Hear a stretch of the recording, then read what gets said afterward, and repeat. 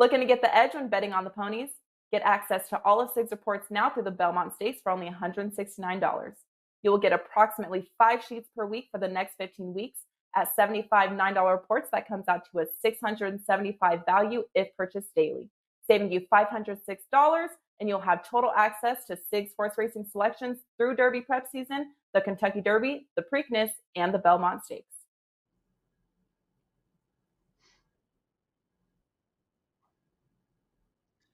Hey guys, what's up? Happy St. Patrick's Day and happy Wednesday. Back-to-back sweeps for best bets to start the week for Puck Time.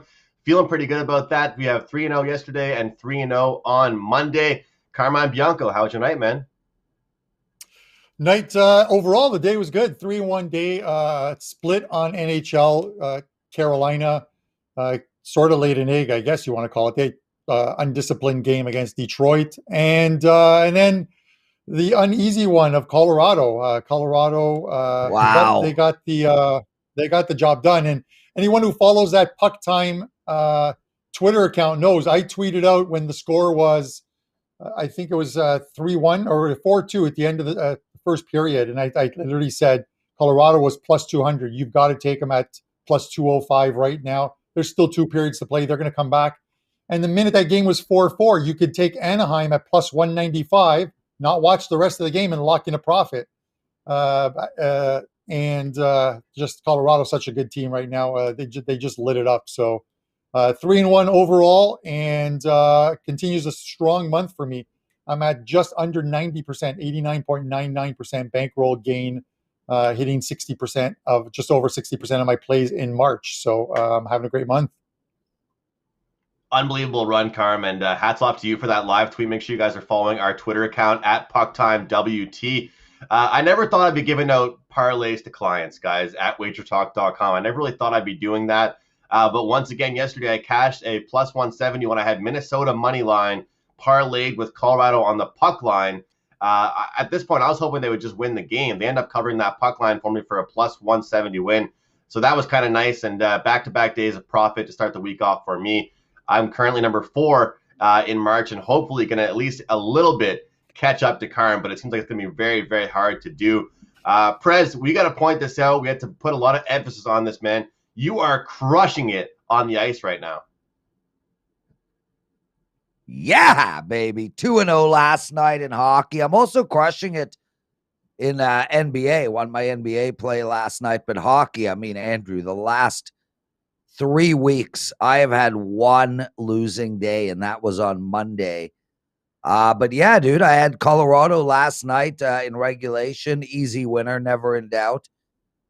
And I had the under in the Arizona-Minnesota game again, and it won.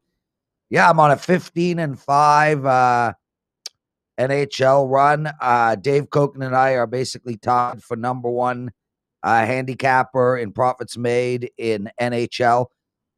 And now that we're talking about our longer-term records, I am the most profitable handicapper in all sports combined, both the last 7 days and the last 30 days. Awesome. But Carmine and your March, just outstanding stuff. So way to go, both of you guys. Good stuff. Happy to see all of us doing well and having some success, but it is only Wednesday. Let's try and keep this train going. Yesterday is behind us. Today we are breaking down the Montreal Canadiens. They go head-to-head with the Winnipeg Jets. The Battle of Alberta, the Oilers against the Flames. The Flyers and the Rangers go head-to-head once again. The Sharks, the Golden Knights, and the Blues and the Kings try and do this thing again. They try and get the game going, as last time they had some issues with their game. And our first game is going to be the Montreal Canadiens and the Winnipeg Jets. And, well, Prez, here's your opportunity, man. Say all the bad things you want about the Canadiens, man. What are your thoughts on this game? Look, I think the Canadiens are really good, man. I mean, as far as a D-League hockey team, they just would crush any team in the league. No, in all seriousness, Andrew, who cares about what I think about the Montreal Canadiens? People should only care about what I think about them for tonight. And I like Winnipeg tonight. And it's not necessarily a play against Montreal. You know, I'm going to be true to sort of the style and strategy that I've been using in this weird season. And a couple of techniques or strategies I've been employing is, I want to play Ottawa, Detroit. I want to play against Ottawa, Detroit, Anaheim, those type of teams after they win a game. When you take the teams that are very close to each other, and I think everyone could agree Montreal and Winnipeg are pretty close to each other. I think if they played a 10-game series, at most one of the teams will win 6. So Montreal won the last game. I'm zigzagging over to Winnipeg this game. And that's really the only reason for the play. I just feel like teams like Edmonton and Calgary are going to zigzag. Montreal and Winnipeg are going to zigzag. You have the New York Islanders play Washington. They're going to zigzag. So that's really where I'm at. I think Winnipeg is actually a great play tonight. Just such a well-coached hockey team. If this Winnipeg team can shore up their D, I think they're a top 5 team in hockey. I think they're a great team too. I feel like they're very competitive. Their top 6 is great. They're talented, but most importantly, they're huge. They're solid. They're aggressive. They also are led by a great goaltender in Connor Hellebuck, former Vezina Trophy winner. I'll say this about the game. As far as a betting standpoint, because that's what everybody's here to watch, if you like the Jets, I hope you cashed some tickets on them last week. Because last week you were getting plus 140. You were getting plus 130 with these same 2 teams playing in just a 1-week span. And right now we're not seeing that. We're seeing minus 115, minus 105. And people were constantly messaging me and asking, Andrew, why are the Habs this big of favorites? Why are they? And a lot of guys, they'll get at me. They know I'm a Montreal fan, but I'll say to them, they shouldn't. And you can ask Carm, I was not biased. I will say they should not have been that big of favorites. But now here at minus 115, to your point, Prez, I do expect kind of some rebuttal here and then to bounce back for the Jets. But I'm going to go back on the total here, over 5.5 with the Jets and the Canadiens. And it's just really funny because you would think with how well Carey Price is playing, and also it's just so funny because the fan base was ready to trade him last week, and now he had 6 great performances in a row. But I still believe this team is actually better when they're finding the back of the net. In lower scoring games, they're not really succeeding. And the Jets have the full capability to bounce back and score some goals. So my play on this show is over 5.5, Carm. Where are you going? I disagree with you. I'll get to that in a second. As far as Prez goes, I get it. Listen, Winnipeg does need to shore up that D. To me, like I had Montreal on Monday in that game, and I figured Montreal needed to be better than they were in those 2 games against Calgary, and Calgary dominating them in those 2 games despite those small score lines of 2-1 and 3-1. It's the last game of a trip for Montreal before they head home, and that's what has me leery on taking them here. But when you look at the standings, and if you're just looking at the standings, you're like, well, Winnipeg is in second. They're having a good year. That overtime puck luck has been with Winnipeg. It hasn't been with Montreal. Winnipeg's 5-2 in games decided in overtime. You know what Montreal is? 0-7. And they're separated by 3 points in the standings. The Canadiens, I have to believe in watching the game against Winnipeg and even watching that second game against Calgary, while they've been inconsistent, they're on the verge of finally putting it together under their new coach and putting together a string of games where they win 4, 5, 6 games in a row. You know what I mean? And we'll see if tonight's game is that second game of that string before they go home. And I think they face Vancouver at home in their next game after that. As far as the total goes, if the total was 6, Andrew, I would be on the under here. At 5.5, it's going to be a no play for me. But I have to believe it's a tighter checking and a lower scoring game tonight than some of the other games in this series have been. I think 5 games they played so far, and 3 of them have gone over the total. 1 has landed on 6, I think the last one. So while I think the Habs win tonight, I'm going to sit on the sidelines here, unfortunately. And if a 6 pops up, and I've seen a couple 6s, Penny's got a 6 up. If I can get a 6, I'm going to take the under. It's definitely worth shopping around when you're looking for a good total. Carmine recommends the under if you can find a 6 on this game. Let's get into our next game here, guys, the marquee matchup, and it definitely is the marked-up game of the night here, the Edmonton Oilers and the Calgary Flames.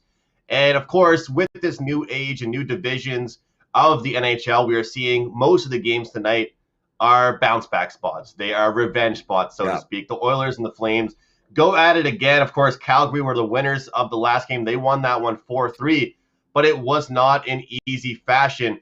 Talk about a little strategy here, guys, going from one game to the next.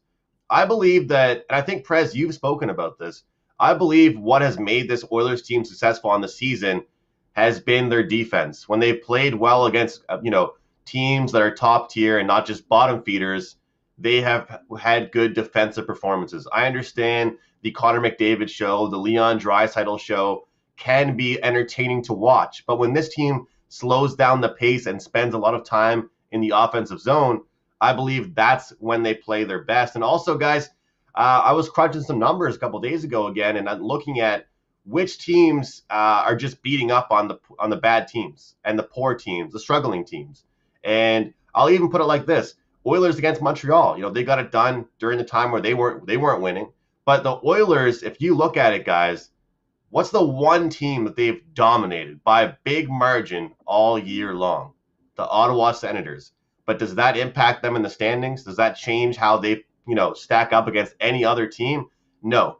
So obviously teams like Toronto want to beat the Senators, but realistically, it doesn't matter. It doesn't impact the standings because they're going to be at the top and Ottawa's going to be at the bottom.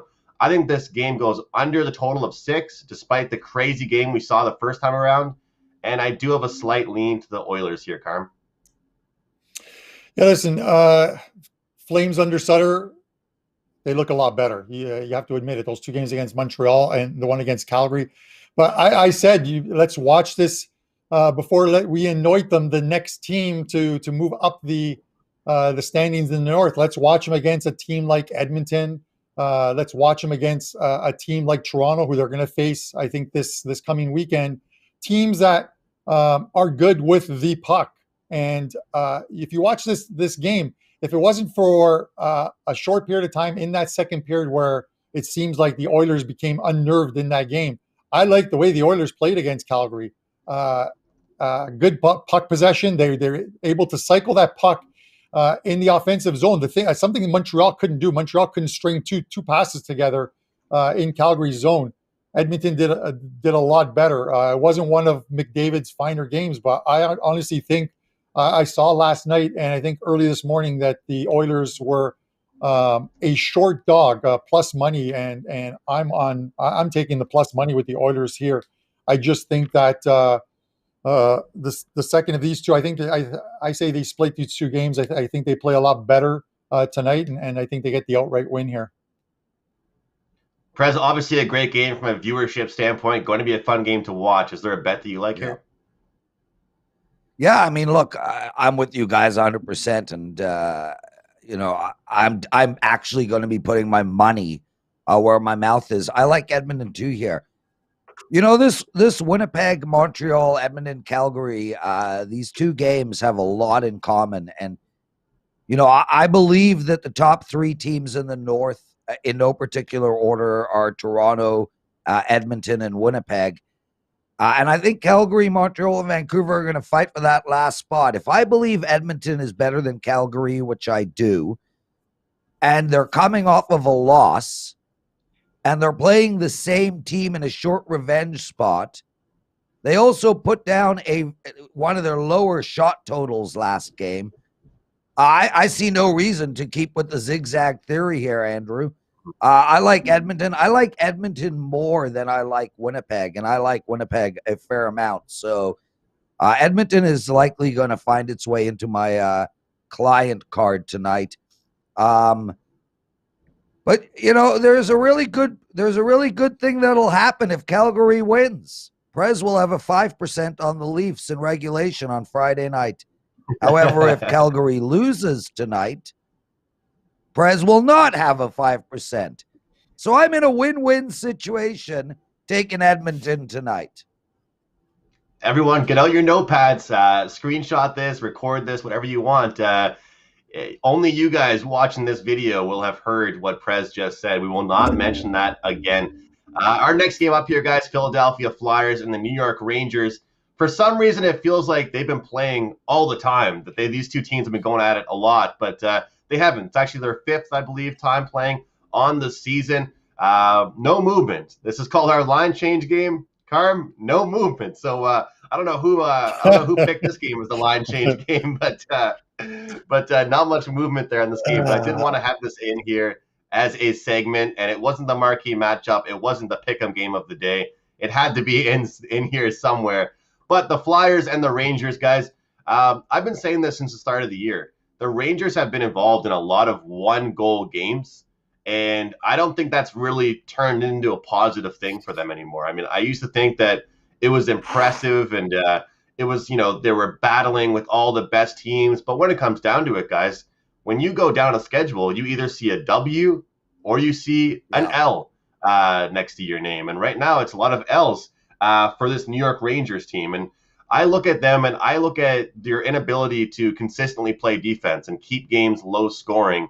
But having said that, guys, we have seen this Philadelphia Flyers coaching staff come off games where there's a bunch of goals. Last game had 9 goals as the total and completely respond with a much better performance. It's kind of a theme for me on today's Puck Time show, but I'm going with the zigzag theory here, Prez, with the under, with a total here. We're seeing 9 goals in one game. I'm going to go back with the under in this one to have both teams kind of shape things up defensively and get their act together. I believe we are seeing Georgiev and Hart between the pipes. I don't believe Philadelphia is completely confirmed, but my look here is the under on this game. Andrew, look, I get it. I mean, I want to play the under on Rangers games all the time, and I did in their Bruins series, and I won both. But I cannot play the under in any Philadelphia game. Philadelphia is the number 1 over team in the league. Their over record is 18 to the over, 8 to the under. This team can score anytime they want. But I'll tell you, Andrew, I'm very disappointed in Philadelphia. We spoke at the beginning of the season. I thought Philadelphia was a Stanley Cup contending team, and they just have not put it together at all in any stretch. I mean, they've lost 4 of their last 6 games. They couldn't skate. They couldn't keep up with Washington. Pittsburgh is beating them. This is a team that is not playing to their identity. The Rangers, conversely, I expected them to be roughly around 500, and they are. They've lost 4 of their last 5, too. I hate to say this, man, but I am staying so far away from this game. You might as well put this game in the South Pole because I don't even see it. I got to have a follow-up there for you, Prez, because I do try and watch WagerTalk today when I can. Head down to my local coffee shop and get to work and check out your show. And you had a story yesterday about when you play hockey, about when you quit on your guys when you were losing so much. So to ask you this question, would it have made a difference to you if you were losing all your games by 1 goal? Or is a loss Yes. to you? Actually, I mean, so everybody knows we spoke on WagerTalk today, yesterday, and I told a story about how I was a single hockey player, so that I got put on a team where I knew nobody on the team, and I had no idea how good they were. We lost 12 games in a row. Some of them were 8-1, 11-2. After the 12th game, I told the team I quit. They're like, "What are you talking about? We're here for a sweat." I'm like, no, I cannot cope with losing. Losers lose, winners win. I tell my kids all the time, Andrew, never accept losing, even in practice. It's contagious. So I'm with you, but I was talking to my friend about the question you asked last night, and if we would have lost 1-goal games, I would have been okay with that because at least the hockey would have been good. From a Rangers perspective, though, who gives a shit? These guys are trying to play for the Stanley Cup.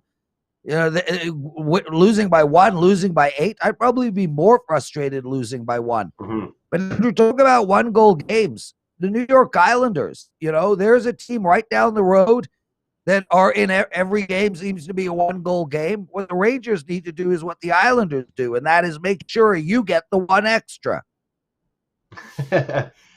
Prez, speaking of losers, how about those Buffalo Sabres, Carm? Oh, The,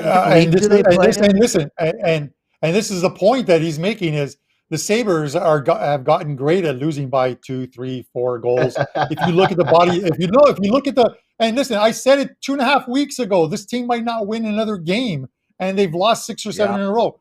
The body 11. language on that team is absolutely horrible. I will say this, Prez, because this is good. This is probably going to be good news for you. Is I'm telling you that Taylor Hall is going to end up in Toronto as a rental player. The Sabres are moving players. Let's go. Montour is going. Eichel will be going. Eichel will probably go to the Rangers. He'll stay in New York. Montour is going to go. And I'm telling you, Taylor Hall will end up as a rental player for the Leafs, which would be huge for them. You mentioned the Islanders. Before I get to this game real quickly. Islanders. Cap space. Islanders. Cap space. A rental player. They work out the contract. Anyways, with that said, the Islanders yesterday, again, 14-2 to the under. Islanders love those low-scoring one-goal games. 14-2 to the under on the road. Now, as far as this game goes, here's the funny thing. In doing some notes yesterday, these are two teams, obviously, with that have struggled the whole year with goaltending.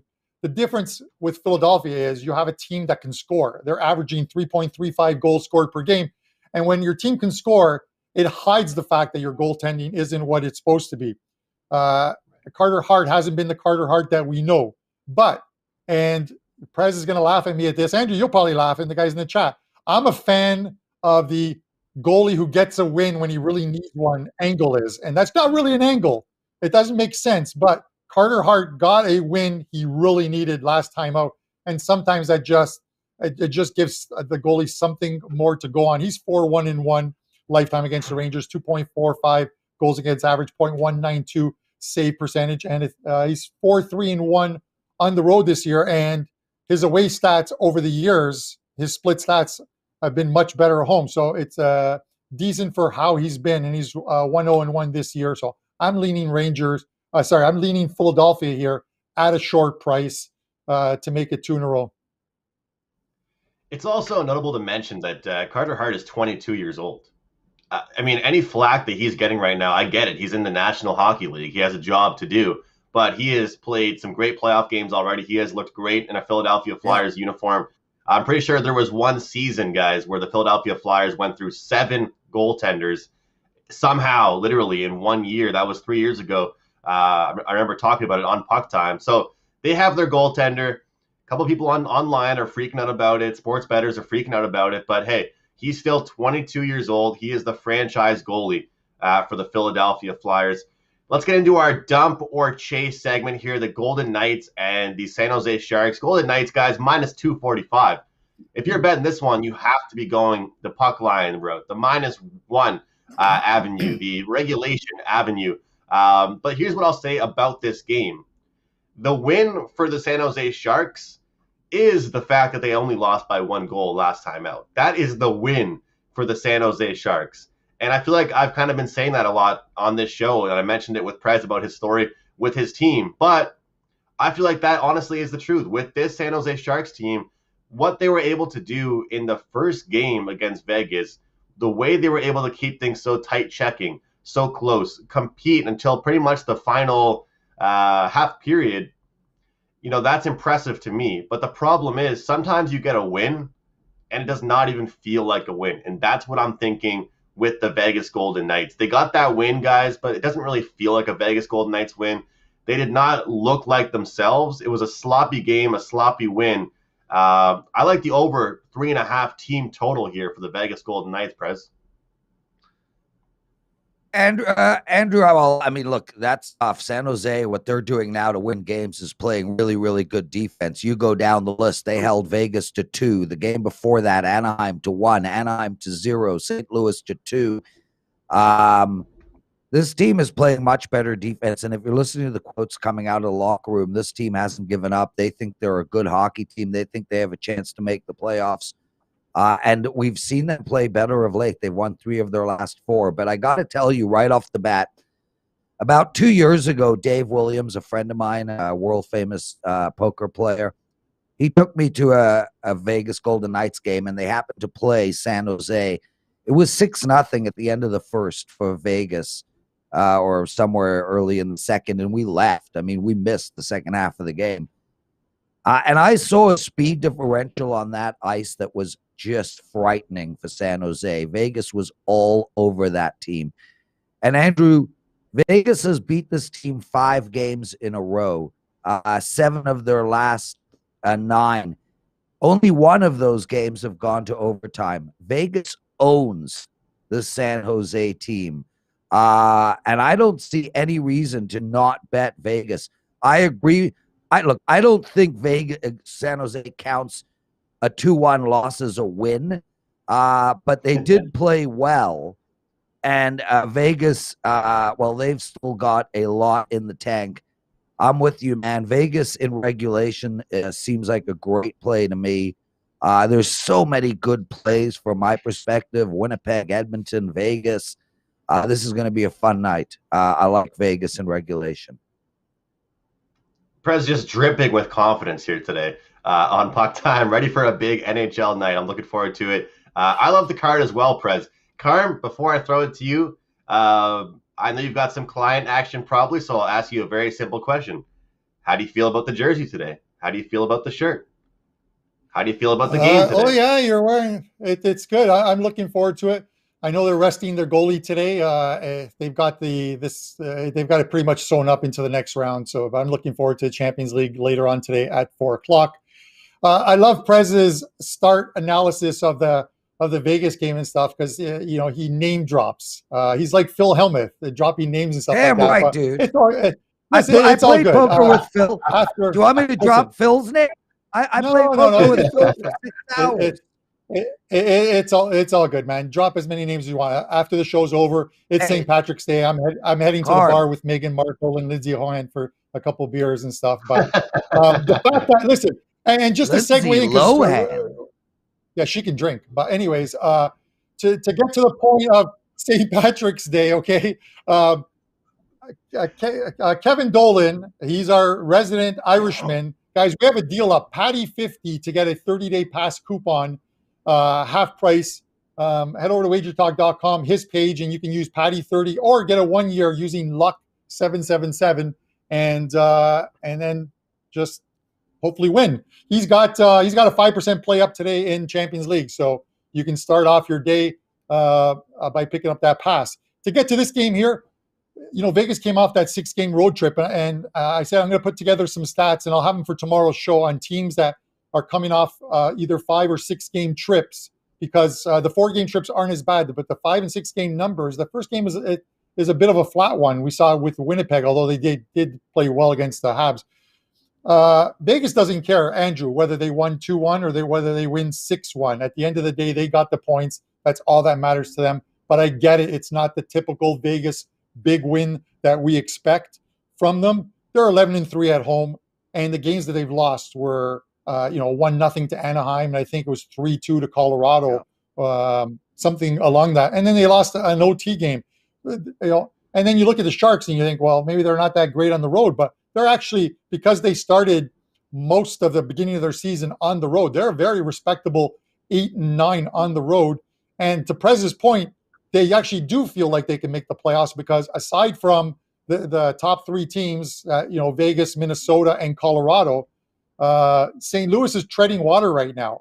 They haven't put that run together, and maybe, pun intended, the Sharks see St. Louis as some chum bait, and are going to take a thing at them. Look at you. Still, the Knights are 4-0 against the Sharks. I say they still get the job done tonight. You can take them in regulation time. Taking them in, with the Sharks playing better, you might not want to take the puck line, but if you can get some plus money, let's say plus 110, I would take a shot at that as well too. I just want to reiterate that the info that Carmine passed along. Of course, it is St. Patrick's Day, and we do have a resident Irishman on the team at WagerTalk.com. That code is 50, PADDY, for 50% off any 30-day all-access code that Kevin Dolan does have to offer. And Luck 777 to get a 1-year pass from Kevin Dolan for $777. Guys, take advantage. Kevin is a great handicapper, also a great person, and he certainly knows his stuff. Also, a multi-sport handicapper as well. Guys, we'll keep this segment short and sweet. Our barn burner segment, we look at this game from a total perspective. Total is 5.5, Blues versus Kings. They're going to try and do this again. They're going to try and get this game over with, as they couldn't really get that done the first time around. My gut instinct is the over, and to kind of do what Prez did, with the Flyers and looking at the last game. If you go down the list, this Blues team is not the same defensive team that they once were. They are allowing goals and they are scoring goals. Whether it's one or the other, they are involved in some higher scoring games. Also, don't sleep on the LA Kings. You wouldn't really believe it, but they're averaging, 3 or more goals per game on the season. I'm going over 5.5 here, Carm. I am going to go along the same lines. Listen, the Kings had a really good run where they won 5 or 6 games in a row. They've lost 7 of their last 10. But in watching this team play, and Prez will follow up on this if he's watched them, they're actually an exciting team to watch. I have to think, without looking at the actual numbers, that speed-wise, they're probably one of the top 5 teams in the league. Every line that they've been rolling out, these guys are just the speed on this team is great. They haven't put it together yet, and this is a work in progress for this team. So, it's not the Kings this year. It's probably the Kings 3 years from now that will be that exciting team that challenges for a top spot in their division. But they're a fun team to watch. They can roll out lines, and when you can skate very well, that's not a good combination for a Blues side that actually is having trouble keeping pucks out of the net. So I like the over, but on top of that, I like the Kings to win as a dog tonight as well. Lawrence, under or over? Wow. Who's this Lawrence guy? Andrew, bottom line for me is if St. Louis had won a couple of their last games, I would be all over the over in this game, but I am not. They've lost 4 games in a row, and the way I would handicap this game in order to keep me from making a bet, because I will not be making a bet, is I look at these teams and I say, what is St. Louis's identity? What do they want to be? And St. Louis wants to be a team that wins 2-1, 3-1 hockey games. St. Louis, whether their record shows it or not, they want to play to the under. So when you want that and you're on a losing streak, the way to right that ship is to focus on defense. I would prefer under 6 in this game, but it's a 5.5. I'm not touching this game. Not a side, not a total. The Blues have literally given me the blues all year. And that's pretty much what the Penguins have done to me all year, Prez. Right back to you with your best bet power play. No pressure. We're 6-0 here on the week so far. And any promos you have for the week, Prez? Yeah, I don't feel pressure. My best bet is Winnipeg against Montreal. I have likely a lot of promos. I don't know any of them, so I won't be giving out any promos. But guys, remember, Andrew, dude, 15-5 NHL run, 16-5 NHL total run, 15-4 NBA 4% run. Number 1 handicapper in the last 7 days, 30 days, on and on and on. Nobody needs a promo to buy my plays. Just head over to WagerTalk and grab them the way they are. Make sure to watch WagerTalk today. We got Kelly Stewart coming up and Arthur DeCesar. Brother, thank you for having me on Puck Time. What a fun show. You guys are doing an incredible job. This was a fun time. And I'll definitely be tuning into WagerTalk today, Prez. Look forward to watching that show every day. I'll go ahead with my best bet. My power play here is going to be Philadelphia on the money line. I thought it was a pretty generous price, and I thought that they had a bad game and they won. They had a sloppy game and they won. I feel like they will right the ship, play better defensively, and get the job done here tonight. As far as my plays for tonight go, I have an all-access pass, of course, up in hockey like I've been doing. Multiple plays, props included.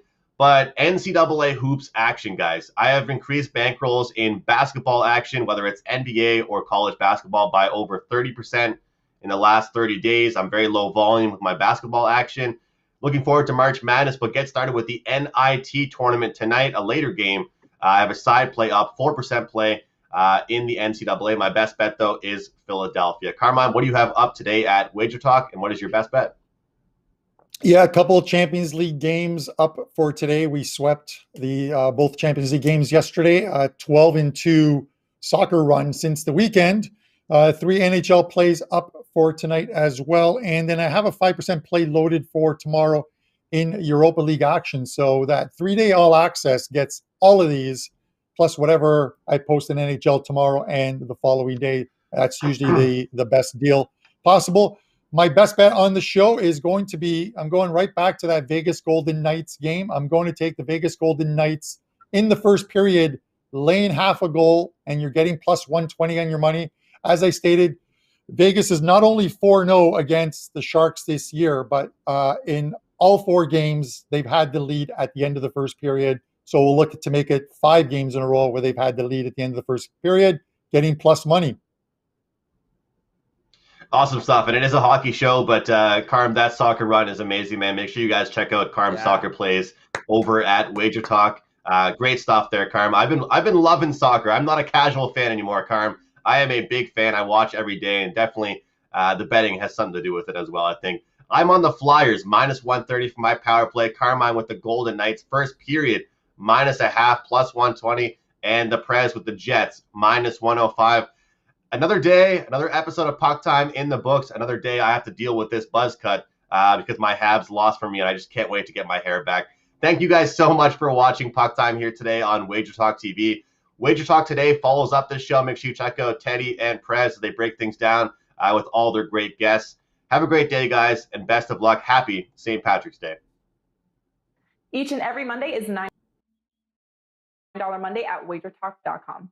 All daily picks packages are priced at only $9, including $40 5% best bets. As an added bonus, all new users will receive $25 in wager bucks credited to their accounts, available for immediate use after their initial $9 Monday purchase. So make sure to take advantage of $9 Mondays at WagerTalk.com.